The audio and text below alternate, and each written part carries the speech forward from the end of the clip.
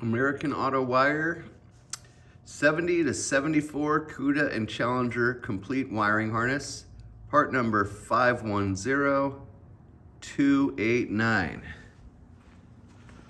What's in it? So this is for our project 73 Dodge Challenger. I have opened this already, I admit, but I put everything back where it came from. So here we go. So directions and a couple tools that you'll need. Keep it here for a second. Looks like a terminal crimping tool, which if you don't have one, they are handy, nice to have around. They got changeable jaws that you can put in them for different size crimps, and they give a factory OEM style crimp. You can make weather pack connectors and things like that with them. So if you don't have a pair, I think you can get them cheap at Harbor Freight, or if you want a good professional pair, see your tool truck guy or go online. This is a template for the firewall. Get that out of the way. So you can cut a hole in the firewall. I guess the bulkhead connector is probably a little bigger than factory. And then it looks like it has adhesive on the back, so basically you can stick it to the firewall trace or cut your hole that way. We're gonna do it, so you'll see how it works, and you know, when we get to that. Standard warranties. I guess I can't return it now, I opened it. Okay, what do we got? Rear body kit. So this ought to go from the bulkhead to the rear tail lights, I'm guessing. I'm not guessing, I know. Here's the big part of it, your dash kit. And you got the fuse box here. So this is gonna use the plastic fuses, more modern, with the ATC fuse, ATO. There's the back of the bulkhead connector. Some really good quality connections and harnesses, it looks like. I've never heard anything bad about American Autowire, and I went and spent the money for this, for our project. Courtesy lamp kit. Looks like this will be for the doors, I'm guessing, when you open the door. Or, oh, this is the lights that go underneath the dash in the footrest when you open the door. Dimmer switch for the floor.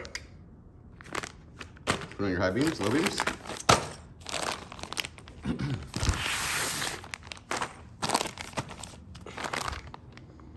Instrument cluster kit. Okay, so that's gonna plug into the back of the instrument cluster, and it looks like there's a lot of connections there for the individual gauges. The dash wiring is probably gonna be its own separate video. Stay tuned. Like and subscribe, as they say. Engine kit. All right, so we do have some aftermarket stuff going on with the engine of the car, but beyond like an MSD box and an electronic distributor, pretty standard. We're gonna carburate and everything, so there's no fuel injection. So most of this should bolt right up. So I'm guessing it would have like an oil pressure sensor, coolant temp sensor, things of that like that. Maybe a wire for the choke on the factory carbs. Anything under hood that's not light related, that is engine related. Engine kit. Okay, next we've got front light kit. So this is gonna go from the front bulkhead, firewall, and run along the fender to the headlights, parking lights, as you'd expect. Bag of fuses, relays, keep track of that.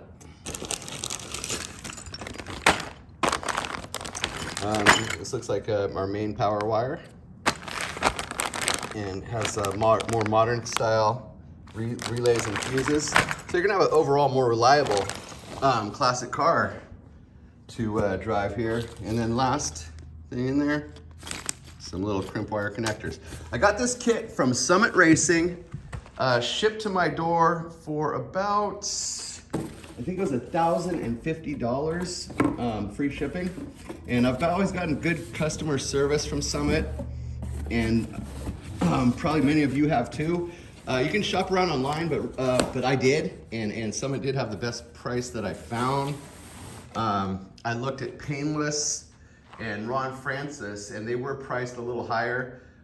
This is a vehicle that we're building to sell, so got to watch the dollars. But I've installed Painless kits myself. I've installed 4 of them over the years. I've never installed a Ron Francis, so I can't speak for that. And the Painless kits are good, but there's a lot of work on the connection ends you have to do with them. I'm anticipating this won't have as much, but again, I haven't dug into it clearly, so we'll see. But the Painless also, it costs a little more, and